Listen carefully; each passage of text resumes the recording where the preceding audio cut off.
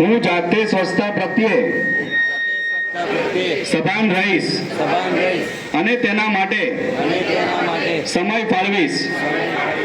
હું દર વર્ષે 100 કલાક એટલે કે દર અઠવાડિયે 2 કલાક શ્રમદાન કરીને સ્વચ્છતાના આ સંકલ્પને પરિપૂર્ણ કરીશ. હું ન તો ગંદકી કરીશ અને ન તો અન્ય કોઈને કરવા દઈશ.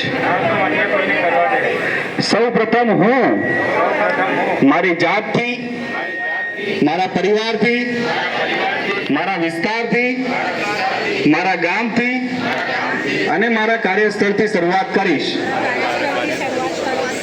હું માનું છું કે દુનિયાના જે પણ દેશો સ્વચ્છ દેખાય છે તેનું કારણ એ છે કે ત્યાંના નાગરિકો ગંદકી કરતા નથી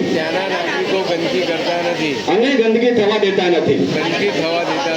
આ વિચારો સાથે હું ગામે ગામે અને શેરીએ શેરીએ સ્વચ્છ ભારત મિશનનો પ્રચાર કરીશ. આજે હું શપથ લઈ રહ્યો છું. તે શપથ બીજા 100 લોકોને લેવડાવીશ.